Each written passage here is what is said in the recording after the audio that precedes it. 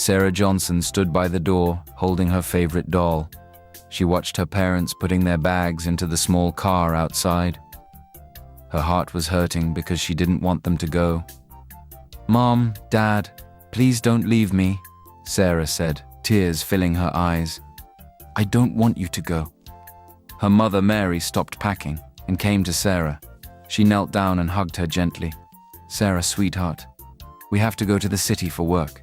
We'll be back soon. Grandma and Grandpa will take good care of you."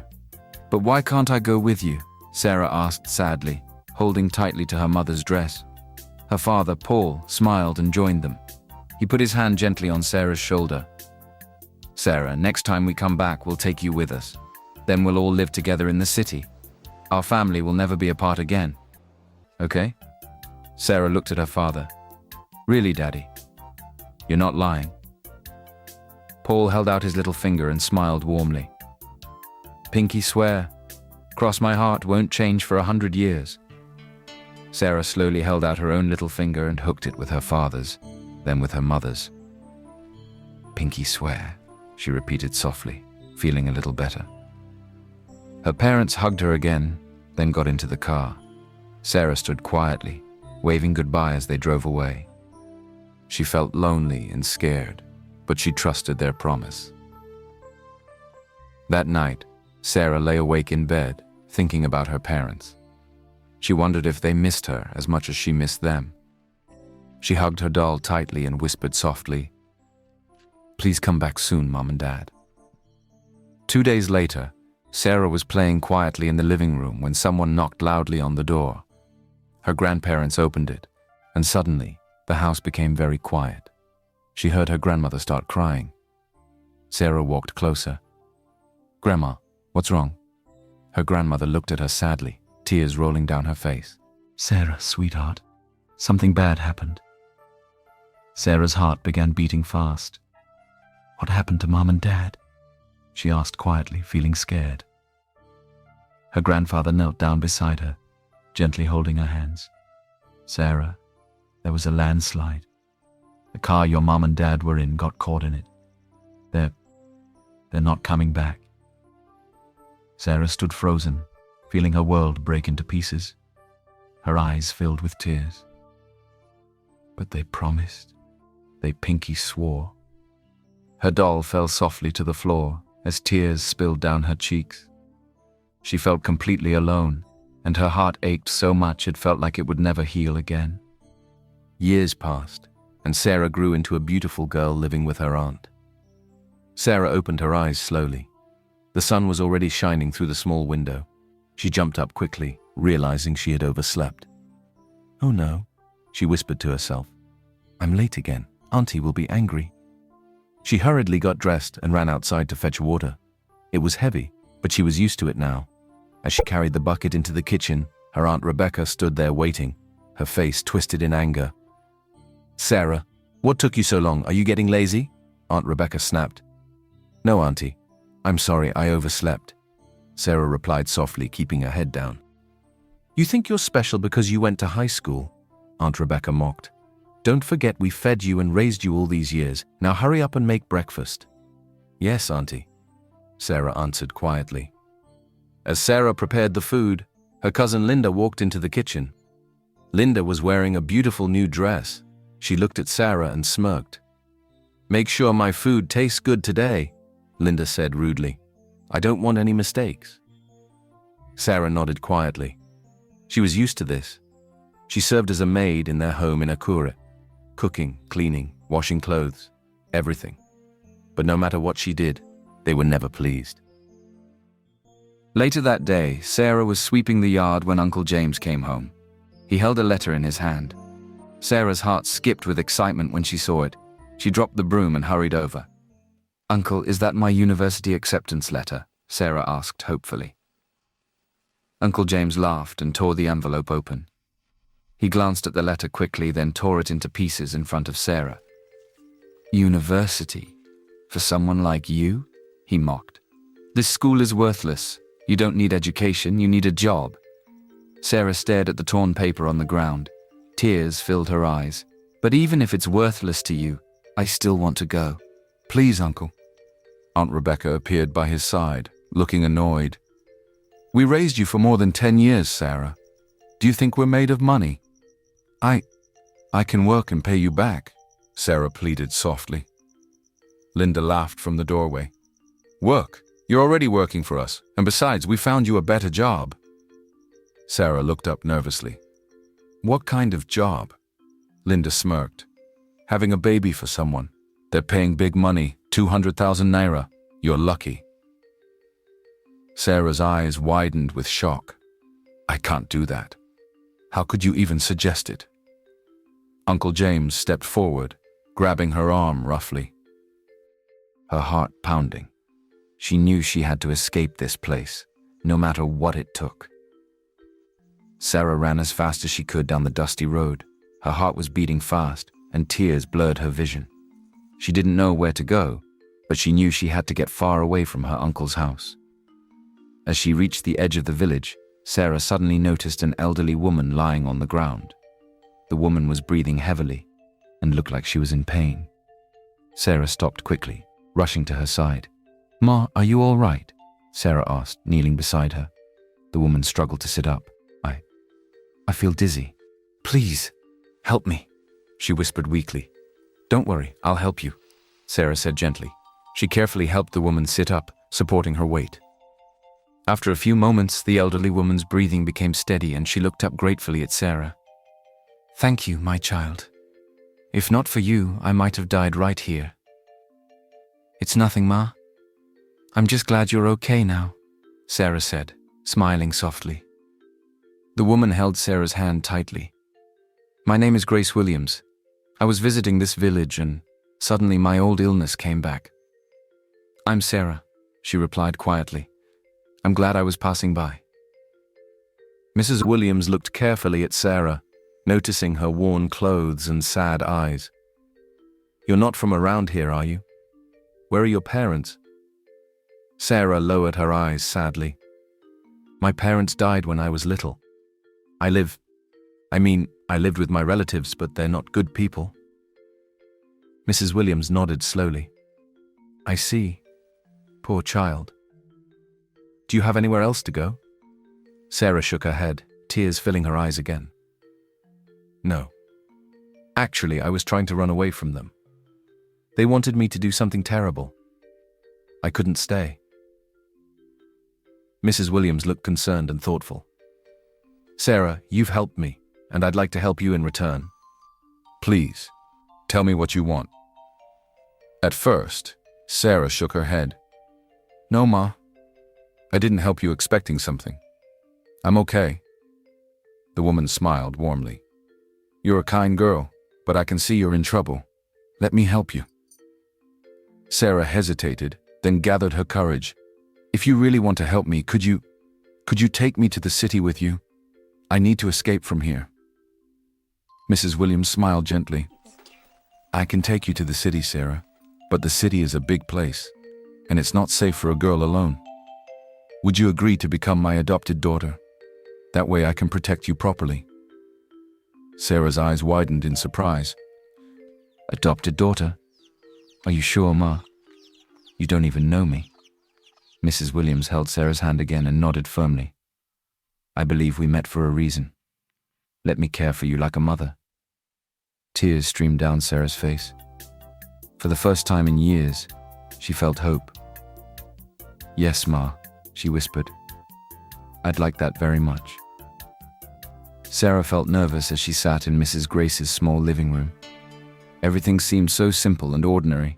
She glanced around at the old sofa, the worn-out table, and the faded curtains. But it felt cozy, like home. Mrs. Grace placed a cup of tea in front of Sarah, smiling warmly. "Drink up, my dear, it will make you feel better." Sarah nodded politely. "Thank you, Ma." She held the cup tightly, letting the warmth comfort her. Just then the door burst open, and 3 young men walked in, laughing and talking loudly. They paused when they saw Sarah, looking curious. "Boys," Mrs. Grace said softly, "come and meet Sarah. From today, she's part of our family." The tallest one stepped forward first. He had a calm face and gentle eyes. "Hello, Sarah. I'm Michael, the oldest." The second brother smiled broadly, looking friendly. "I'm Daniel. Welcome to our humble home." Finally, the youngest stepped forward, his arms crossed. He eyed Sarah carefully, pretending to look tough. "And I'm Samuel. Don't worry, we might look scary, but we're harmless." Sarah smiled shyly at the brothers. "Nice to meet you all. Thank you for having me here." Michael glanced around the small room and chuckled. "As you can see, Sarah, we're not rich people. We get by doing some odd jobs here and there." Daniel nodded. "Yeah, you might find our lifestyle a bit rough. Are you sure you'll be okay?" Sarah shook her head quickly. "Please don't worry about me. I've never had much, so I don't need anything fancy. Just being somewhere safe is enough." Samuel raised an eyebrow, still acting skeptical. "You sure? Life here isn't easy. Mom's always worrying and we often get into trouble. Are you ready for that?" Sarah smiled gently, looking down at her hands. "I've faced worse. I can handle whatever comes. As long as we're together, it'll be all right." Mrs. Grace beamed proudly, squeezing Sarah's shoulder softly. "You see, boys? Sarah is strong and kind. She's exactly the daughter I've always wanted." Michael smiled warmly, already feeling protective of Sarah. Daniel gave a friendly thumbs up, but Samuel still pretended to think about it deeply. "All right," Samuel finally said with a grin. "Welcome to the family, Sarah." Sarah's heart felt warm, happier than she'd felt in years. "Thank you. I promise I won't cause you any trouble." Mrs. Grace hugged her tightly. "You could never cause trouble, my dear. From now on, this is your home." As the brothers watched quietly, they exchanged quick, knowing glances. Each was thinking the same thing. Could Sarah really be trusted? They would wait, watch, and see if Sarah truly cared for their mother or if she was hiding another motive. For now, Sarah remained completely unaware of the truth. The Williams family wasn't poor at all. They were one of the richest families in Nigeria, and they were hiding their real identity to see if Sarah was genuine. But right now, Sarah only felt relief. For the first time in years, she finally felt she belonged. Sarah stood behind the shoe store counter, carefully arranging the new shoes on display. It was her first job in Lagos, and even though it wasn't easy, she was happy to finally be earning her own money.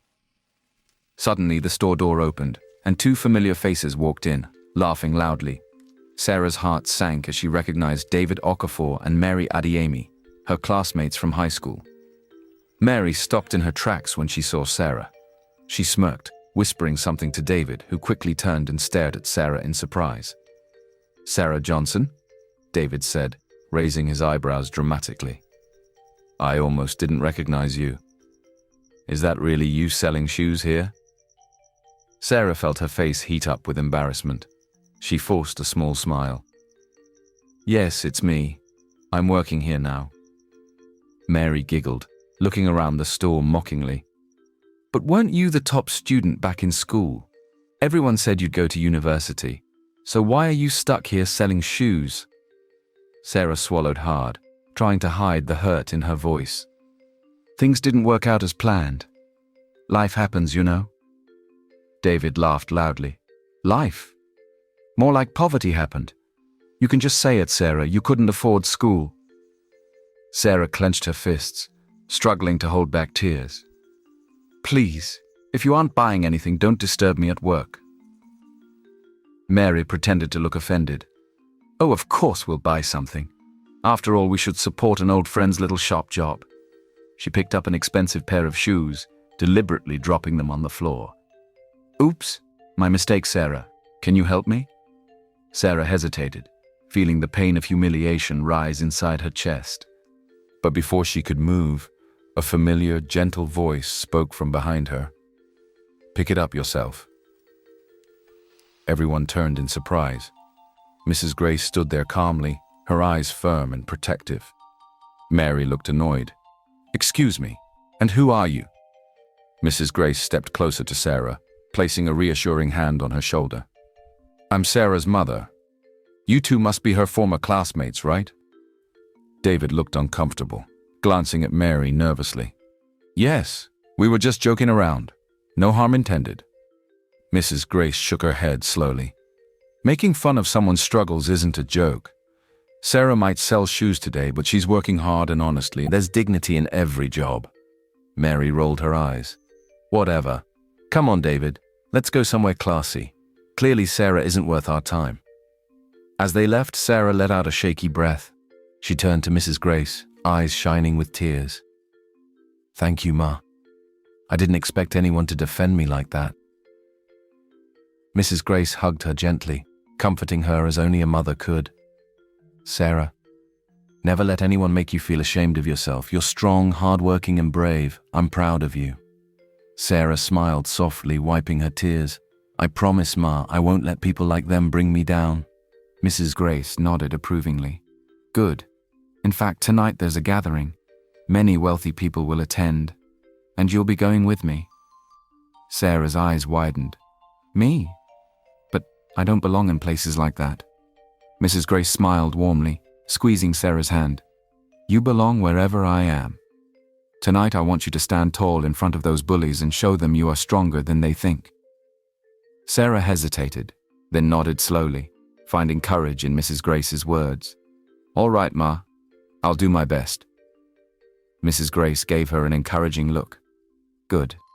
Let's show them that no one can humiliate my daughter. Sarah felt warmth fill her heart again, grateful she now had someone who truly believed in her. Sarah stood nervously at the entrance of the Grand Hotel ballroom. Bright lights glittered, music played softly, and beautifully dressed people chatted cheerfully. She felt completely out of place. Her simple blue dress suddenly seemed too plain for this glamorous party. Mrs. Grace gently squeezed her hand. Relax, Sarah. You belong here as much as anyone else. Sarah took a deep breath, nodding slowly. Okay, Ma. I'll try. Just then she noticed Mary and David walking towards her, their faces full of surprise and confusion. Mary eyed Sarah from head to toe, smirking slightly. Sarah Johnson? You actually came? Who even invited you here? Mary mocked. David laughed lightly. Maybe she's working here tonight serving drinks. Sarah's face turned red, but she stayed calm. Actually, Mrs. Grace invited me. I'm here as her daughter. Mary laughed louder, clearly amused. Her daughter? You mean like Charity, right? There's no way someone important like Mrs. Grace Williams would truly adopt someone like you. David snickered. Sarah, stop embarrassing yourself. Pretending won't get you far here. Sarah felt tears prick her eyes, but she held them back. She wished she could disappear, regretting ever coming to the party. She was about to leave when she heard a familiar voice. Is there a problem here? Sarah turned to see Michael, Mrs. Grace's eldest son, calmly approaching. His presence immediately quieted everyone. David quickly composed himself, smiling awkwardly. Oh, Mr. Michael, no problem at all. We were just chatting with our former classmate. Michael glanced at Sarah gently, noticing her discomfort. Sarah, is everything all right? Sarah nodded weakly, trying to smile. I'm fine. Michael's expression hardened slightly as he faced Mary and David. You two seem to misunderstand something. Sarah is not here as a guest. She is my sister. Mary's eyes widened in shock. Your sister? How's that even possible? Sarah is just a poor village girl.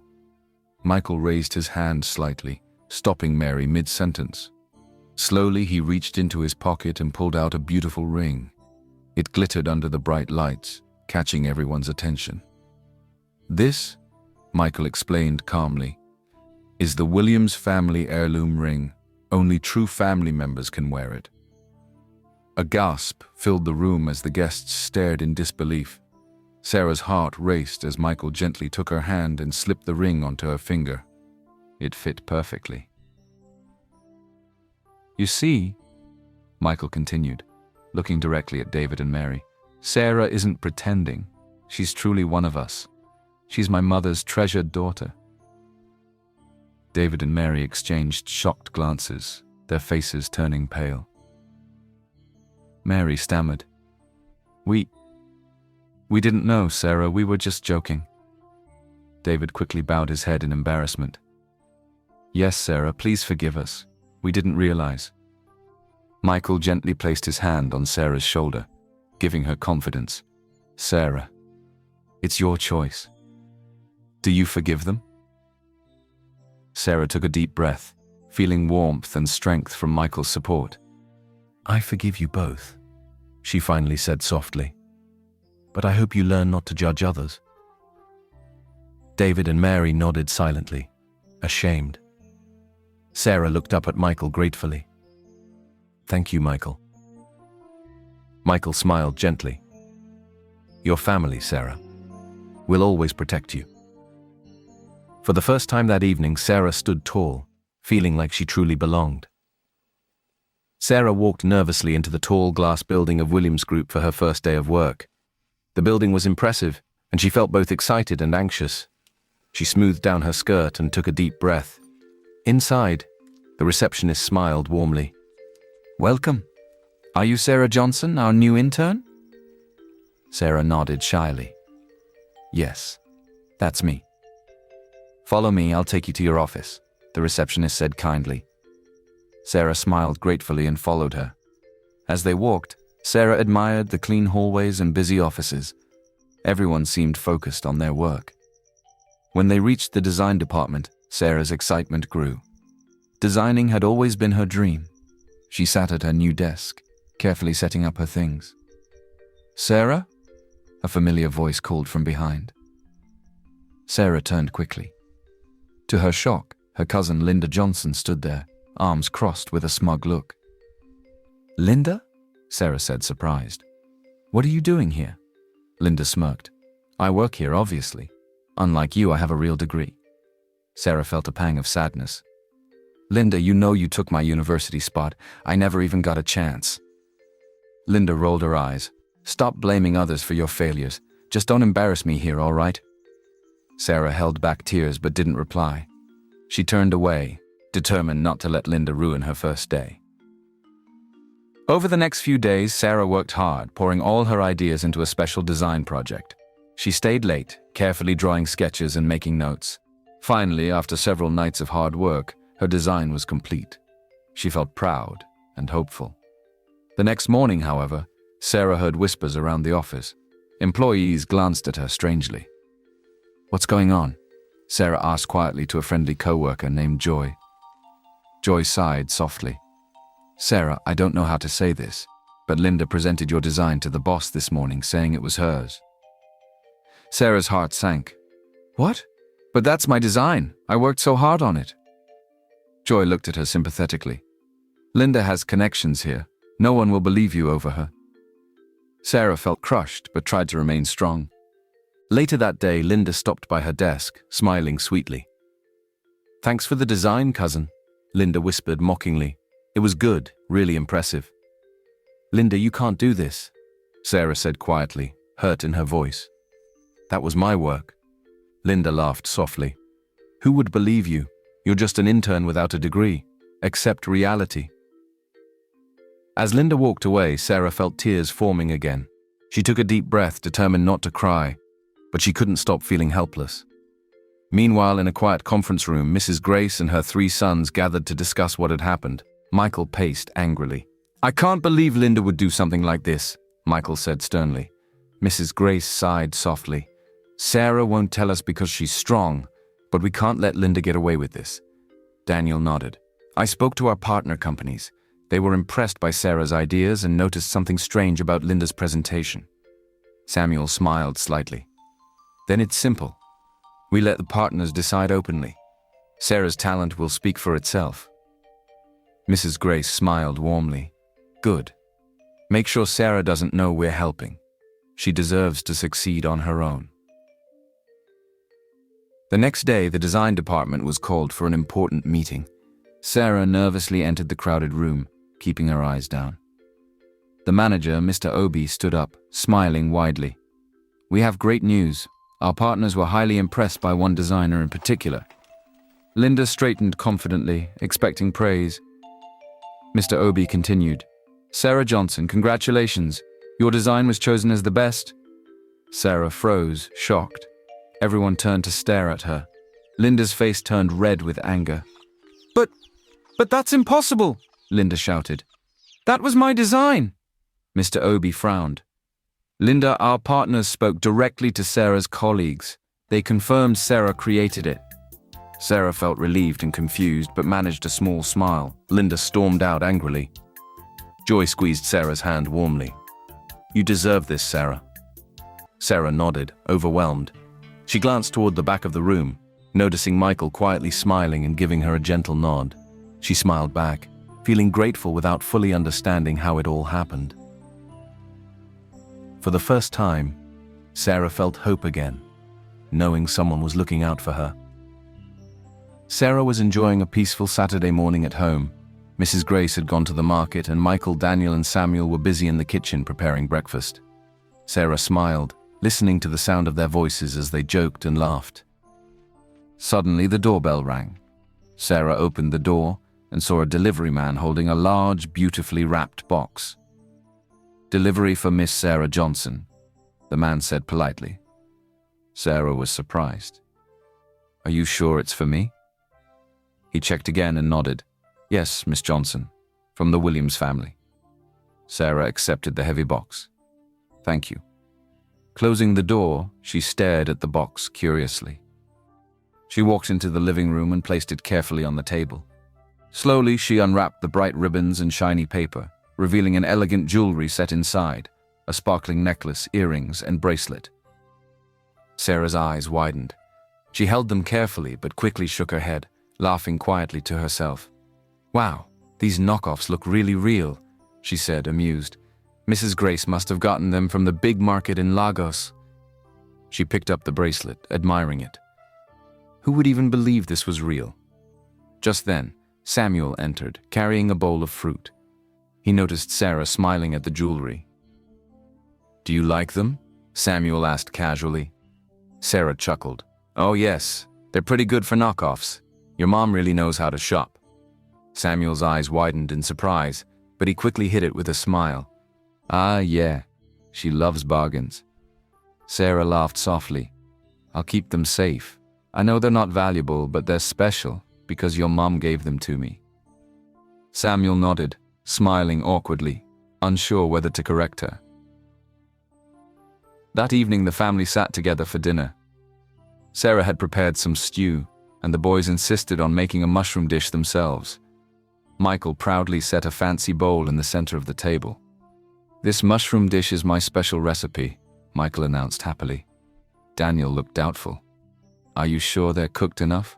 Of course, Michael said confidently. I watched the video online twice. Sarah smiled, taking a spoonful onto her plate. Smells good. Samuel took a bite first. Interesting taste. Daniel hesitated, then tasted some. It's chewy. Are mushrooms supposed to be chewy? Michael shrugged, taking a bite himself.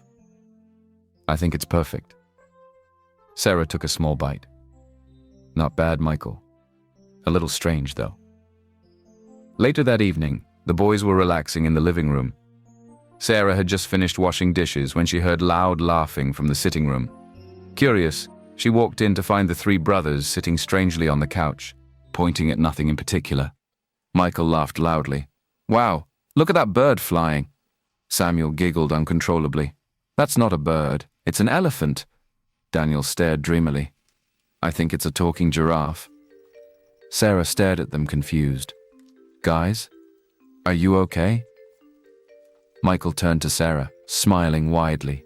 Sarah, did you see the mushrooms? They're dancing. Sarah's eyes widened, realizing something was wrong. Guys, are you feeling all right? Samuel nodded, grinning foolishly. Never felt better. Daniel blinked slowly. Sarah, can we tell you a secret? Sarah looked worried but nodded gently. Sure, Daniel. What's the secret? Daniel leaned closer, whispering dramatically. We're actually billionaires. Michael laughed uncontrollably, slapping his knee. Yeah, we have islands and private jets. Samuel shook his head, trying to seem serious but smiling ridiculously. And expensive mushrooms that make you see dancing animals. Sarah stared, completely puzzled. You guys are hilarious. Billionaires? Nice joke. Just then, Mrs. Grace came in, immediately noticing the strange behavior. What happened here? Sarah smiled awkwardly. They ate some mushrooms and now they're, seeing things. Mrs. Grace sighed gently, shaking her head. Food poisoning from undercooked mushrooms. They'll be fine by morning. Michael pointed at Mrs. Grace. Mom, don't tell Sarah we're rich. Shh. It's a secret. Mrs. Grace quickly interrupted. Oh, don't mind them, Sarah. They're talking nonsense. Sarah laughed softly, shaking her head. Don't worry, I didn't believe them anyway. Mrs. Grace smiled warmly. Good. As Mrs. Grace helped her sons to their rooms, Sarah cleaned up, still smiling to herself. She felt grateful to have found such a loving, if slightly strange, family. But deep down, a small thought lingered. Were they really joking? Or was there something they weren't telling her? Sarah stepped out of the Williams Group building into the bright afternoon sun. She felt tired but happy after a productive day. Adjusting her bag, she began walking towards the bus stop, humming quietly. Just as she turned a corner, someone grabbed her arm roughly. Startled, she turned to see her uncle glaring angrily at her. Her heart dropped. Uncle Ben, what are you doing here? She asked nervously, pulling her arm away. You thought you could escape us forever? Uncle Ben snapped, gripping her arm tighter. You're coming back with me to Acura today. Sarah struggled to break free. I'm not going anywhere with you. Let me go. Linda suddenly appeared behind her uncle, smirking cruelly. Sarah, stop causing trouble. You're embarrassing us. Just do what you're told. Sarah's heart pounded. People nearby started looking their way, curious but hesitant to get involved. Linda whispered harshly, Come quietly, or we'll make a bigger scene. You know we can. Sarah looked around desperately, but before she could shout for help, Michael appeared, stepping quickly toward them. Let her go, Michael said firmly, his voice calm but stern. Uncle Ben sneered, unimpressed. Who are you? Mind your business, she's my niece. Michael moved closer, his eyes sharp. Sarah is my sister now, so yes, this is my business. Linda laughed mockingly. Sister? You? Sarah, how many fake brothers do you need? First those gangsters, now this clown. Michael ignored Linda's insults, focusing only on Sarah's uncle. I'm not going to say this again. Let her go right now. Uncle Ben tightened his grip, determined. No. This little brat owes us. She must come back with us. Michael turned and nodded slightly to someone behind him. In moments, 2 security men from the Williams Group stepped forward, grabbing Uncle Ben's arm and pulling him away from Sarah. Hey, what are you doing? Uncle Ben shouted, struggling uselessly. Michael stepped protectively beside Sarah. This is your last warning. Never come near Sarah again. Linda glared hatefully at Sarah. You think you're better than us now? You're nothing but a maid from Acura.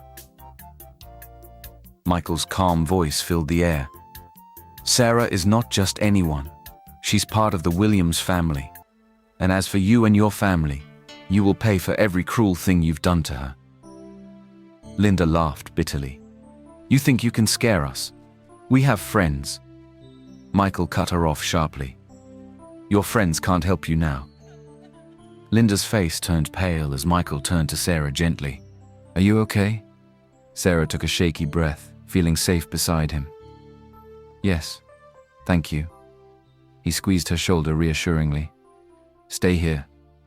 I'll handle this. Michael faced Uncle Ben and Linda, his voice clear and strong. You've hurt Sarah for the last time.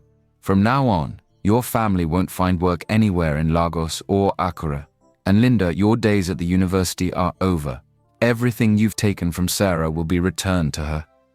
Linda looked shocked, panic replacing her arrogance. Wait, you can't do that! Michael's voice was steady but cold. It's already done! Uncle Ben pleaded, suddenly afraid. Please don't do this. We didn't mean any harm. Michael stared at him coldly. You meant plenty of harm. You hurt an innocent girl and stole her future. Now you'll face the consequences. He turned away, gently leading Sarah back toward the Williams Group building, leaving Uncle Ben and Linda standing helplessly in the street. Sarah felt a mix of relief and sadness. Michael, thank you for everything. But did you really do all that? He smiled kindly.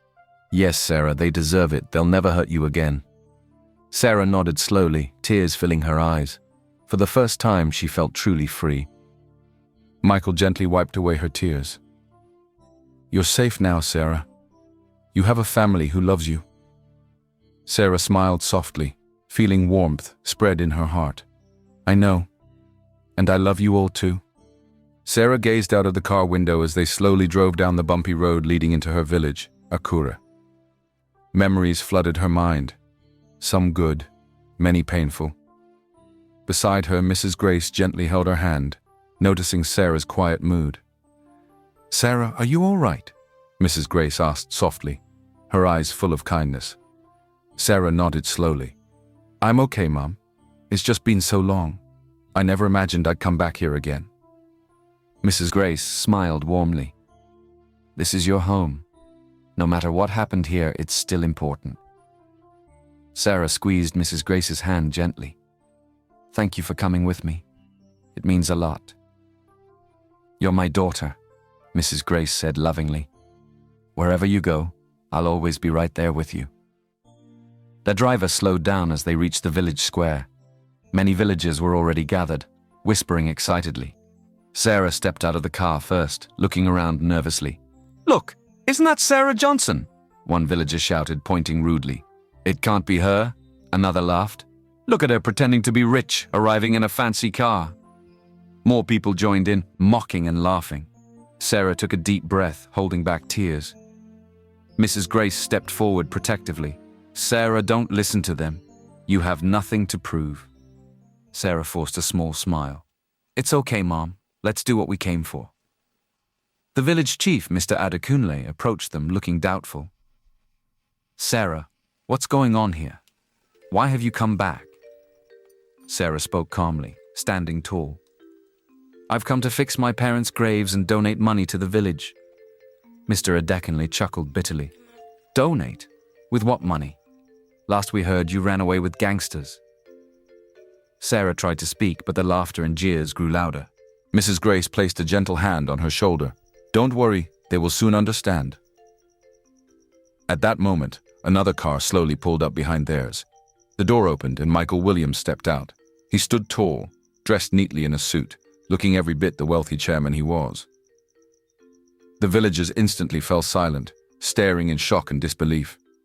Sarah herself was surprised to see Michael there. She hadn't expected him to come personally.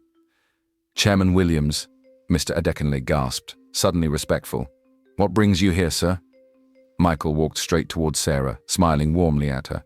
He placed an arm around her shoulder, standing proudly beside her. "I came here today because Sarah Johnson is my sister," Michael declared firmly. "She is part of the Williams family, and we are proud of her." The villagers murmured nervously among themselves, embarrassed by their earlier mocking. Mr. Adekunle looked down, ashamed. Michael turned to the villagers, his voice strong but kind. "Sarah wanted to help the village. She wants to honor her parents by repairing their graves and donating to improve your lives. Yet you treated her poorly." The villagers became quiet, looking regretful. Sarah stepped forward gently. "Despite everything, Akure is still my home. I want to help." Mr. Adekunle spoke softly, his voice full of guilt. "Sarah, we're truly sorry. We didn't know." Sarah smiled kindly, her heart now at peace. "It's okay. All I ask is that you treat others better from now on." Mrs. Grace smiled proudly at Sarah, hugging her warmly. "You've grown into a wonderful person, Sarah. Your parents would be so proud." Later, at her parents' graveside, Sarah knelt quietly, placing fresh flowers gently beside the stones. Mrs. Grace and Michael stood nearby, giving her space. "Mom, Dad," Sarah whispered softly, tears gently rolling down her face. "I miss you so much. Life was very hard without you, but now I'm okay. I have a new family who loves me deeply." She paused, smiling through her tears. "You don't have to worry anymore. I'm safe, I'm happy. And I will always carry your love in my heart." Sarah stood up slowly, wiping away her tears. Mrs. Grace and Michael came to her side, embracing her gently. "Ready to go home?" Michael asked softly. Sarah looked at them warmly, feeling true peace for the first time. "Yes, let's go home."